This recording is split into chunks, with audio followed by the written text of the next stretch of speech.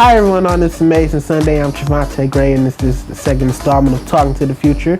My guest today is a fellow DSA student, friend of mine, and a great actor. His name is Duane Smith. How are you doing? I'm good. What's up, man? What's up? I'm doing good. Yep. So, can I ask you a question about how is life in Detroit for you right now? It's good. You know, everybody got their struggles, especially living in Detroit, and I think Detroit is misunderstood a lot, you know, but it's good. So are you a lifelong Detroiter? Yeah, I've been living here all my life. So, with you being a citizen of Detroit, what do you feel as a citizen you bring to the city? I think I bring determination. The old school Detroit, you know what I mean? Old school Detroit, my grandma is like an old school Detroiter. And she has a lot of hope in Detroit. And like they always say, Detroiters hustle the most. And that's how my grandma is. And, you know, she's an old time Detroiter. So I think I'm an old time Detroiter because I have determination like a real Detroiter has. And I have hope for the city. And I have a lot of ambition. And I want to make the city better, you know? Would you ever consider joining the Better Detroit Youth Movement? Yeah, I would. If it's making the city better, the youth better, and educating the youth in Detroit and the youth period about how things is ran or whatever, I'm all in. Now we got to make the youth better, and especially in Detroit, because we're so blindsided by the government and the system and how everything is ran, and we're the future of the city. Yes, we don't know very true. what's going on, so you know we gotta know. Like I was at this meeting with my grandma the other day, and they was talking about how Rick Snyder, the governor, he's taking the funding out of Detroit, out of the school systems or whatever, and is making it is destroying the school system or whatever. And with the destroying the school system, the students can't learn. And that destroys the future. Exactly, that destroys the future. So, and when the students can't learn, the students can't excel and can't become leaders. They can't become leaders, and I think that's a big problem. I think not a lot of people know about that. The youth don't know about it. When I do talk about it to some of my classmates, it's like they look at me like I'm crazy, you know. But it's not that I'm crazy. They just don't know about it. You know, we got to let them know. Well, I can see how that formed you into the person you are today. Right, yeah. So, what made you want to become an actor? That's a hard question. I get that a lot. Every time somebody asks me about acting, that's one of the questions they ask. That's a hard question, but it's unexplainable. It's an unexplainable feeling that I get. But another reason is because I like to show people a different side of who I am. I like to make them think that I'm one way, but make them, and then they be like, hold on, I thought he was like this, but like a magician. Like this, like make them watch this. Yeah, exactly.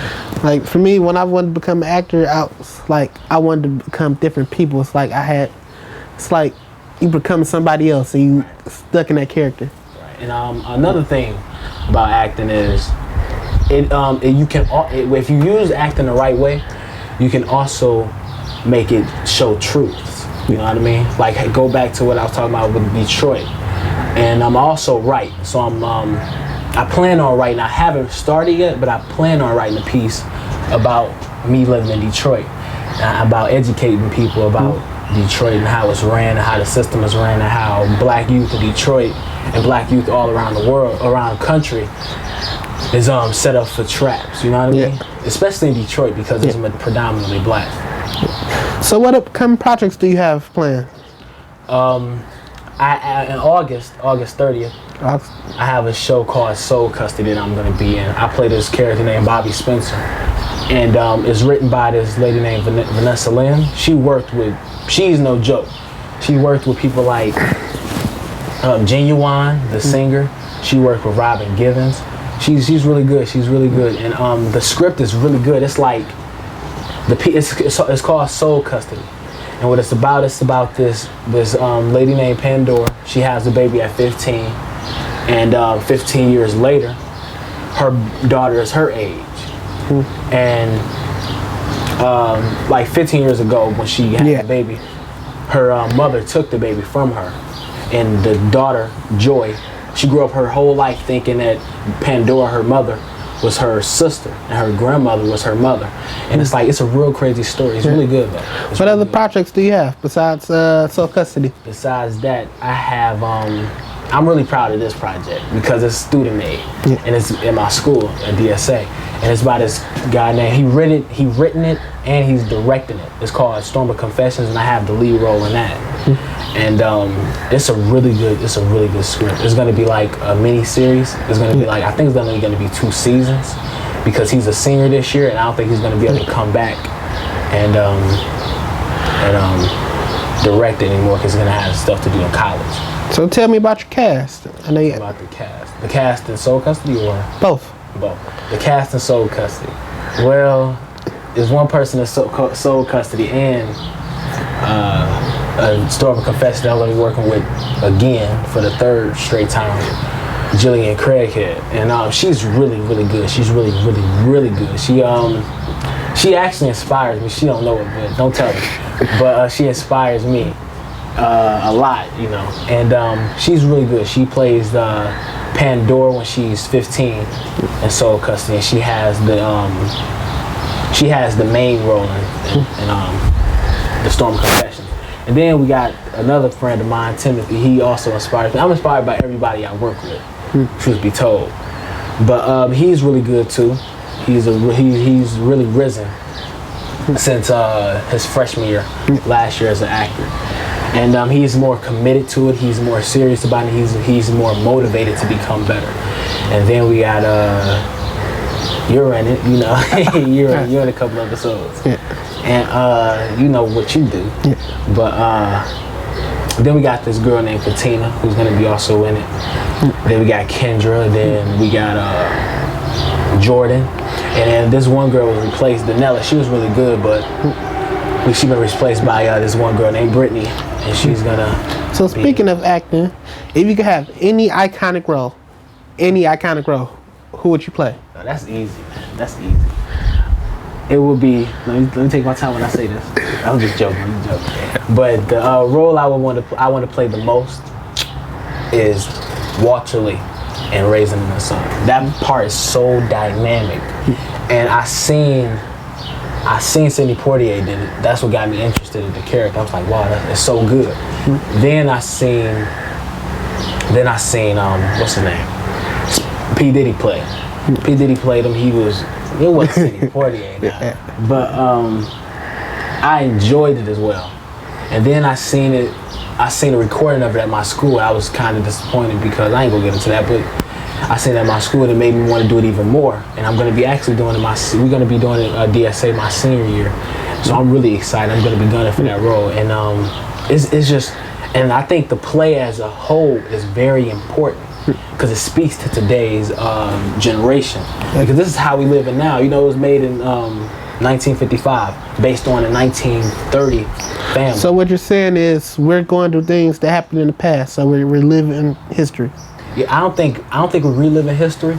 I think we're still living it. We're still in that same. So it's a continuation. It's a continuation because personally, because we don't know.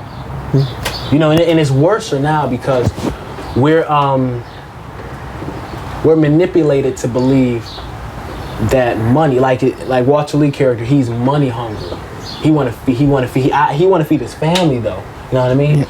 And he's trying to do whatever it takes to feed his family. Yeah. So that's how we are. You know, when black people say black people are lazy, that really kills me because we do whatever we can. You know, even if it means sell drugs, we're gonna do that to feed our families. So I think that's when we are misunderstood, especially Detroiters.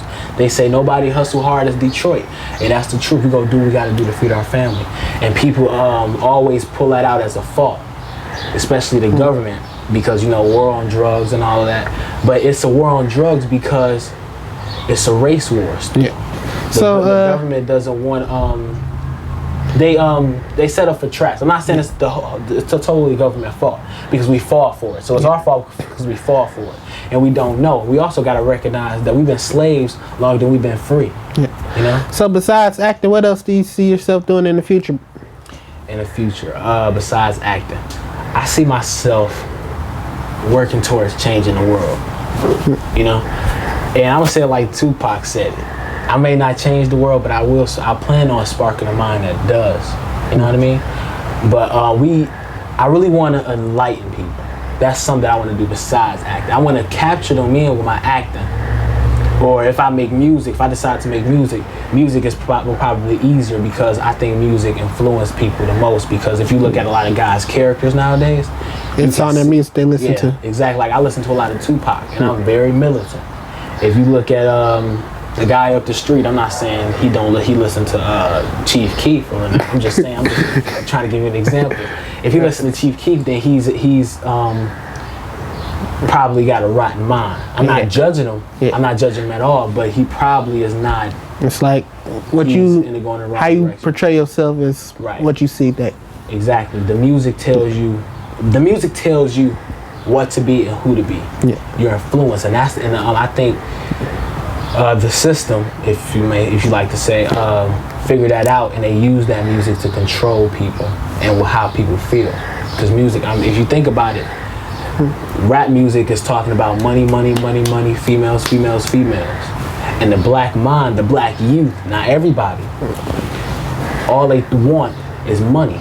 So if you, and then they don't have the money because they don't got the jobs here. So if you take the money from us and all you're talking about is money, money, money, and that's the most important thing in the world is money, money, money, right? Yeah. You keep telling me you need money to do this. You need money to go to the mall. You need money to buy these shoes. You need money. But once you get it, because it's the most important thing, but I don't have it. Yeah. So I'm gonna go crazy trying to get it. Exactly. Yeah. You feel what I'm saying? Yeah, I feel you, bro. And but yeah, I just want to spread that message. I want people to understand that money is not the most important thing in the world. The most important thing in the world is love. I'm telling you, if you get more out of people with love than you do with money. That's real.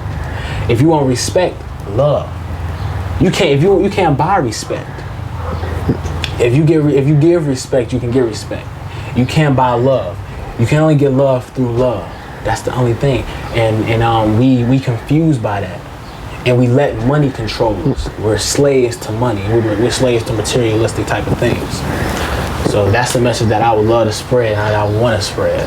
So I can only spread with as an actor, is there any advice you would give to younger youth out there that want to become an actor or go into the same field that you're striving to go into?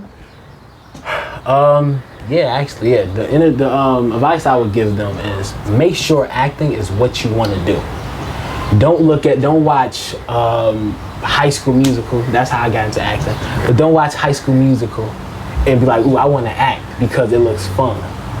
Or that's cool, but don't be like, oh, I want to act. Make sure it's your passion. Right, yeah. Make sure, and plus, don't look at acting as just something that's fun and something that's easy, because it's not. Because you gotta learn lines, you gotta do blocking, you gotta do all that together, and it's hard because it really is. It really is. You gotta take it serious. Yeah. It can be fun. It can be very fun. But you also got to take it very serious. You got to be very, very dedicated. Committed. So you got to make sure that you really want to do it and not just want to do it for fun. Well, nice talking to you. Nice talking to you too. Mr. Smith. I'm Jovante Gray. This is Talking to the Future. And the future isn't always tomorrow, but today. Bye.